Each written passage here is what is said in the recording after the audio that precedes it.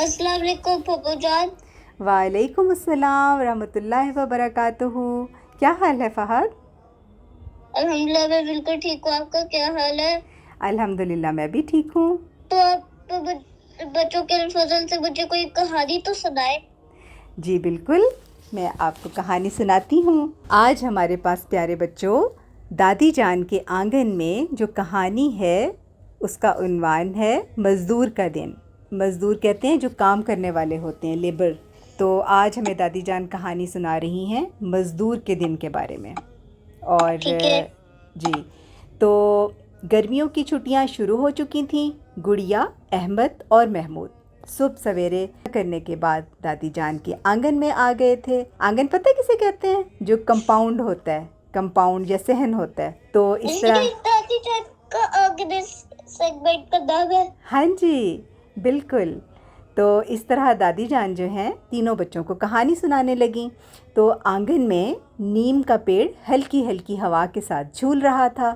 दादी जान झूले पर बैठी मिसबाह रिसाला पढ़ रही थीं। जो मिसबाह रिसाला है ये माहनामा रिसाला अहमदी बच्चियों और ख़वातीन की तालीम और तरबियत के लिए लजना इमाइल्ला के तहत जो जारी हुआ था, ये उस रिसाले का नाम है मिसबाह।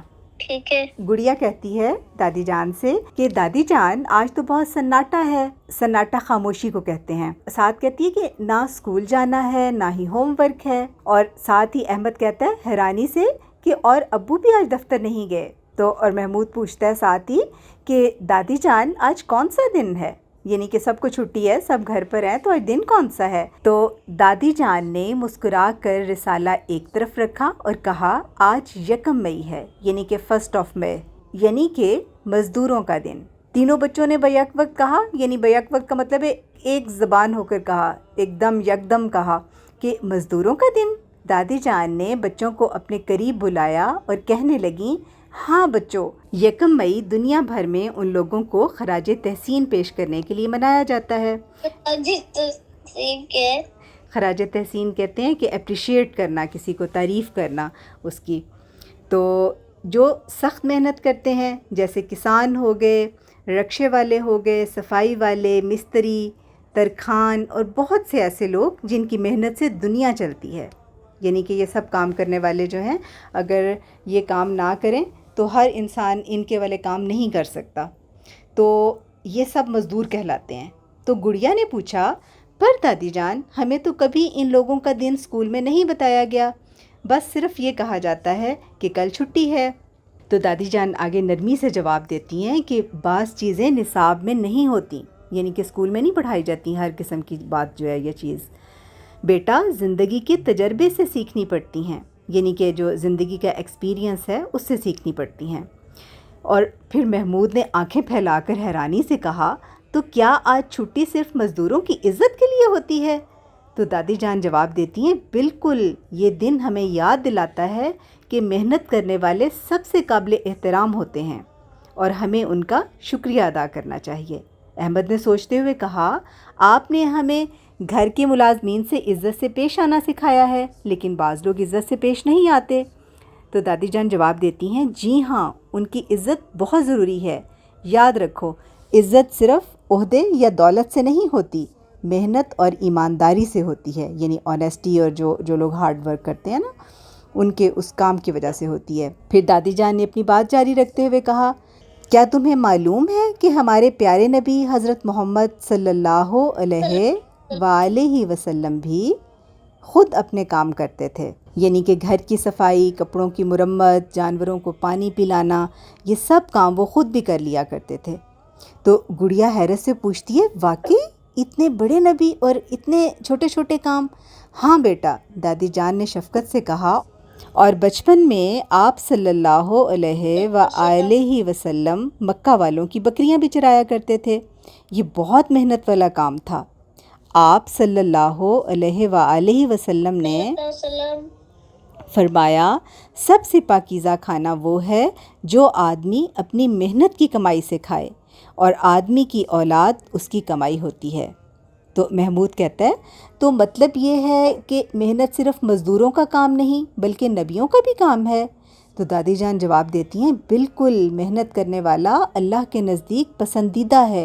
रसूलुल्लाह صلی اللہ علیہ وآلہ وسلم نے اپنی ساری زندگی میں کبھی کام کو عیب نہیں سمجھا، بلکہ دوسروں کی مدد کو اپنا فرض سمجھا۔ حضرت زید بن حارثہ رضی اللہ تعالیٰ عنہ کو بچپن ہی میں غلام بنا کر فروخت کر دیا گیا تھا، یعنی بیچ دیا گیا تھا ان کو۔ آپ کی ذہانت اور فطانت دیکھ کر حضرت خدیجہ رضی اللہ، جو حضرت زید بن حارث تھے نا، ان کو چھوٹے سے تھے، بچے تھے، تو ان کو غلام بنا کر سیل آؤٹ کر دیا گیا تھا، کسی کے ہاتھ فروخت کر دیا گیا تھا، بیچ دیا گیا، اس کے بدلے میں پیسے لے لیے گئے۔ پہلے وقت میں نا لوگوں کو جو جن کا کوئی والی وارث نہیں ہوتا تھا، یا والی وارث کا مطلب ہے کہ ان کے اوپر کوئی ان کا جو سرپرست ہوتا ہے، جیسے کسی کے امی ابو نہیں ہیں، ہاں جی سرپرست کہتے ہیں، جیسے کسی کے امی ابو نہیں ہیں، کسی کے کوئی اکیلا بچہ ہے یا کوئی غریب ہے، تو اس کو وہ بعض اوقات فروخت کر دیا کرتے تھے، آگے بیچ دیا کرتے تھے، اور جس کو بیچتے تھے اس سے پیسے لے لیا کرتے تھے۔ تو اسی طرح حضرت زید کو بھی جو انہوں نے فروخت کر دیا، بیچ ڈالا۔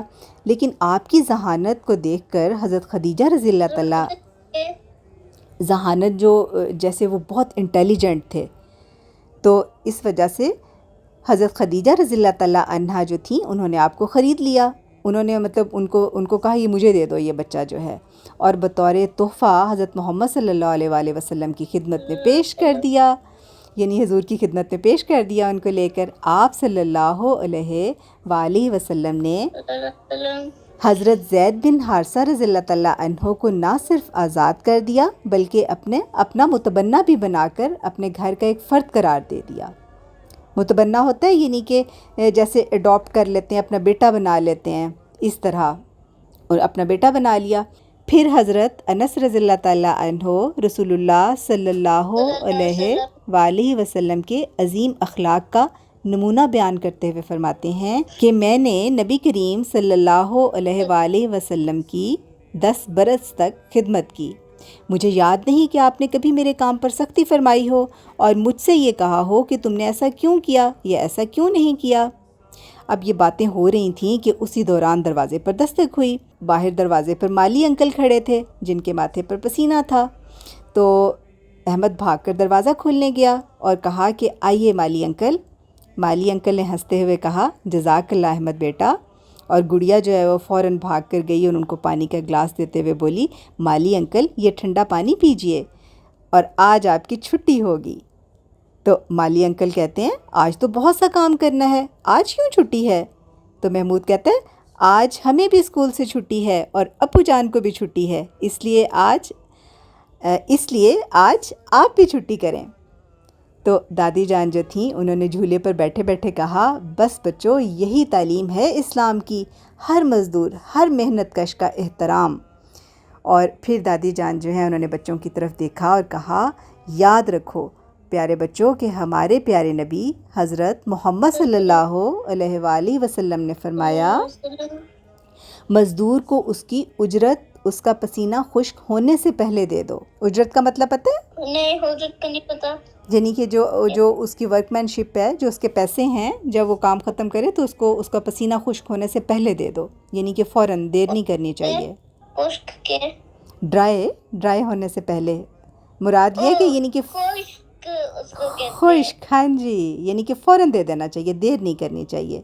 تو احمد نے چونک کر پوچھا حیرانی سے کہ یعنی ہمیں فوراً اجرت دے دینی چاہیے؟ تو دادی جان کہتی ہیں جی ہاں، کیونکہ یہ انصاف ہے، جب کوئی اپنی محنت دے تو ہمیں بھی اس کا حق دیانتداری سے فوراً لوٹانا چاہیے۔